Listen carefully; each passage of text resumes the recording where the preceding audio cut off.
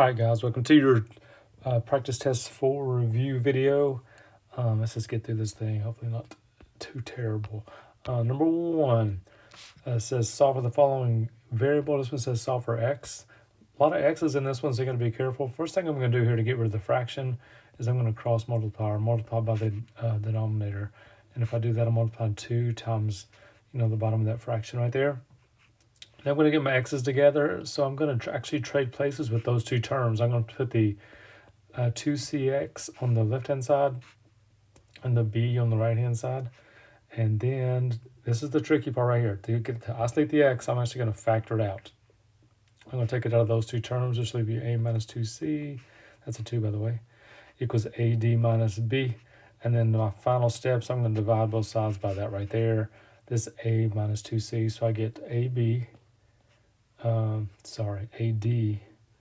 AD minus B over A minus, I'm having a hard time, sorry about that, minus 2C. That should have been a D right there also. What's going on with me here? Number 2, same thing except solve for I. So you can basically moving everything over except for the I. So the first thing, the easiest thing to get rid of is the P. So I'm going to divide both sides by P, make it A over P equals this parentheses still. And now I got to get rid of the square. So the opposite of a square is square root. So I'm going to square root both sides, make that the square root of a over p equals 1 plus I over 100. Next step is I'm going to move the 1 over. I'm going to come over here. Move the 1 to the left-hand side. So I get square root of a over p minus 1 equals I over 100. And the last step, to get the I by itself, because it's I divided by 100, is multiply both sides by 100. You can write it several ways. You can write it and be okay. I'm going to put 100 times all the stuff over here. If you distribute the 100, that's still okay. As long as you're right in there in that general area, you're good. Number 2, solve the equation. First thing you got to do is move that 12 over and see if we can factor. So I'm going to take the 12 over here. 2x squared plus 5x minus 12 is 0. I'm thinking about slide, divide, slide here. And it looks like it's going to work. I'm going to slide the 2, which means I'm multiplying 12 times 2, making it 24. So I'm thinking, what factors of 24 give me 5, which of course are 8 and 3, just like that. Now, because I slid the 2, you also have to divide by 2. And guys, because I'm solving, I'm not really, the test isn't can you factor that, the test is can you solve it. I can solve it right here. The solutions, whatever makes your denominator 0. Negative 4 makes one of them 0. Positive 3 halves makes the other one 0. And you're good right there. And I can check it by multiplying my answers like I showed you in class. And I know what's right. It looks good. Number 4, 4 I can tell by looking is not going to factor. And because there's a 4 is even in the middle, I'm going to complete the square here. Okay, so I'm going to move the 2 over first, like that. That's supposed to be a negative 2. Didn't do a very good job there either. My marker is struggling. How about I blame it on my marker instead of me? How about that? Okay, so now don't forget the gesture. Half the middle, square it, add to both sides. If I take half of negative 4, that's negative 2. Square it, it gives you positive 4. Add to both sides. The right-hand side becomes 2. The right-hand side I can rewrite like this. This is why I completed the square, so I could write it like that. Take the square to both sides. You get x minus 2 is plus or minus the square root of 2. And then move the 2 over to the other side. Positive 2 plus or minus square root of 2. And over here on the right-hand side, I did put a couple of extras for you, just just extra practice, just in case you saw something like this, which who knows. This one, I'm trying to think of factors. There's no factors of 20 that would give me 2. So again, I'm going to complete the square one more time.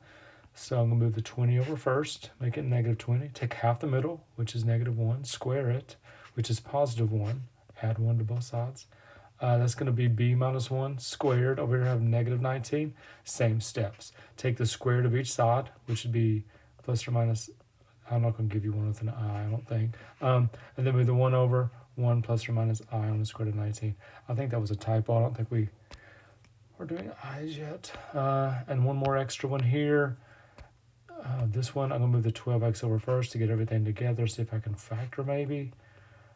Make that minus 48. Now, one thing I noticed when I moved that over, all of those are divisible by 6. So the first thing I'm going to do is divide everything up there by 6. 6 goes into 6 one time, goes into 12 2 times, goes into 48 8 times. And the reason I can just drop the 6 is because I really went ahead and divided the 0 by 6 also. And 0 divided by 6 is 0. So I'm good. Now let's factor what I have left, which would be x plus 4, x minus 2. And my two solutions would be -4 and +2. Hope that helps. I think number 5 is on the slide too. No, it's not. Just 1 through 4. Okay, next slide. Number 5, there it is. 5 also looks like possible divide slide. I'm going to try that anyway. I'm going to slide the 3, which gives me a 12 here. And that does factor because the factors of 12 that give me 7 are 4 and 3. Now don't forget, don't be so happy you got there that you forget the divide. All right, so you got to divide everything by 3. And that's really all you have to do because remember we're solving here. So what makes the parentheses 0? The first one will be -4/3. The second one is -3/3, which is really -1. And there's your two solutions. Number 6, find the discriminant. Remember discriminant, all discriminant is b squared minus 4ac. That's all you got to do. So if I square b, I get 36 minus 4 times 1 times 1, which gives me 32. And because it's positive, that means I'm going to get 2 real solutions. 2 real. Number 7.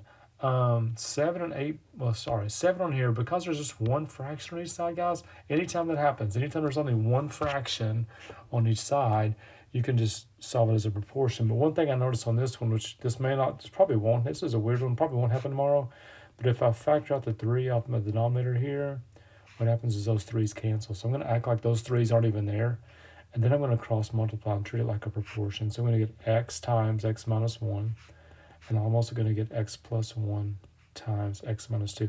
And just like that, the fractions are gone. Over here, I'm going to distribute. Over here, I'm doing FOIL. Now, one thing I noticed is the x squareds are out of here. Also, the negative x's are out of here, which leaves me a 0 equals -2. And you have to ask yourself, does 0 equal -2? And because it doesn't, that means there is no solution whatsoever. So no solution. That's kind of a weird one. Second one, well, this is just an extra, I think. But anyway, let's do it also. Same type. Again, if there's just one fraction on each side, you're allowed just to treat it like a proportion and cross multiply. So it's going to be 2x plus 20 when I go that way. When I go this direction, I'm getting x squared plus 3x. Now, I only have one x squared this time, which means I'm going to try to factor. And I want the x squared to be positive, so I'm taking this 2x over here, which is going to make that 1x. I'm going to take the 20 over, which makes it minus 20. And you know what? That is going to factor. I'm going to get x plus 5 and x minus 4, which means my two solutions are -5 and 4. Now, this one I'm about to say, those might be my solutions. You got to plug them both in and make sure they do not make their denominator 0, and they don't. So those are both good answers right there, -5 and 4. Number 8. Let's start out number 8 by telling what, which I should have done the other ones, tell what x cannot equal. On number 8, x cannot equal 2 or -2. And also any denominator you can factor, you need to do that. Now the LCD here is x plus 2x minus 2. That's also the LCD.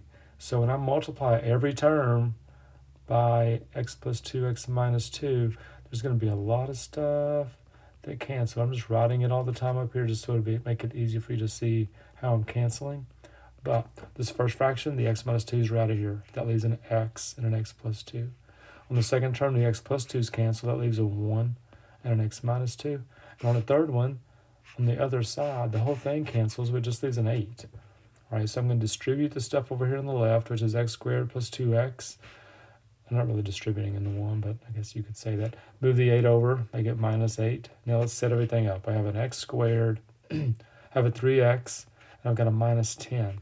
What I'm hoping is that factors, and it does. I get x plus 5 and x minus 2.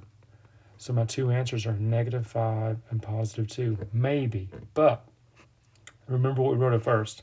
We said x cannot equal 2 or -2, which means that 2 is not a solution.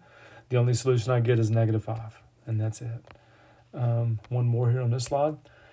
Absolute value equation. Don't forget absolute value. 2 bars, 2 answers. 2 bars, 2 answers. But before you solve any absolute value, make sure that you isolate the absolute value. So first thing I'm doing is dividing both sides by 3.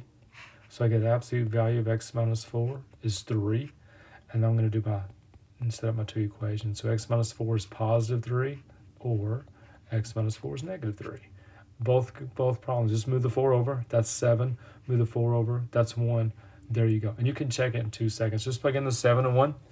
Make sure they both work, and they should.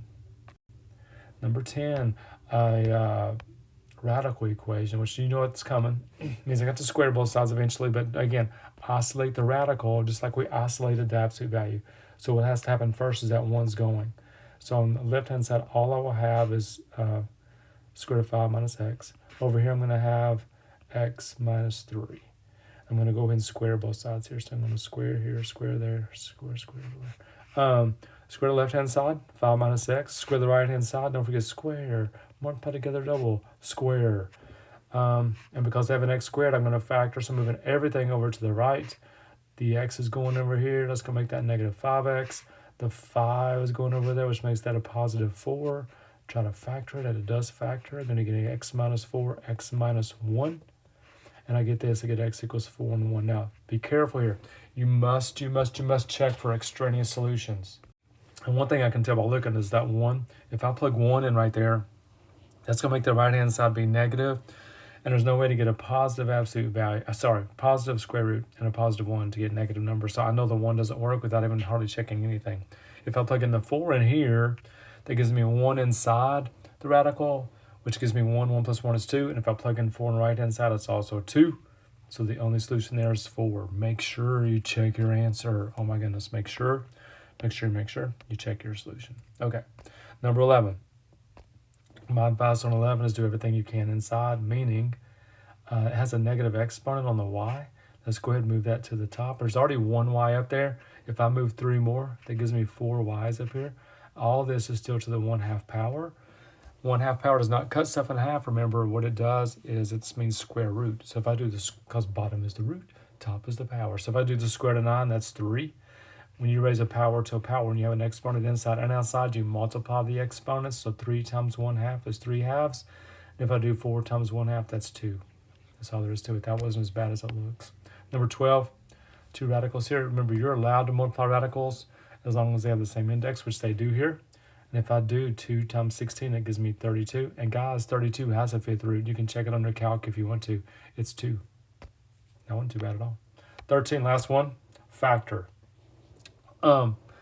This is cubes. This is going to be a factor of cubes because each exponent is divisible by 3. Difference of squares is when you can divide your exponents by 2. Difference of cubes is when you can divide your exponents by 3. So I'm going to go small, big. Cube root. Now, cube root, you take 1/3 of the exponent. 1/3 of the exponent. Square the first one. Multiply together. Change the sign. Square the second one. And guys, that's it. That's the whole deal. One step right there. Hope that wasn't too bad.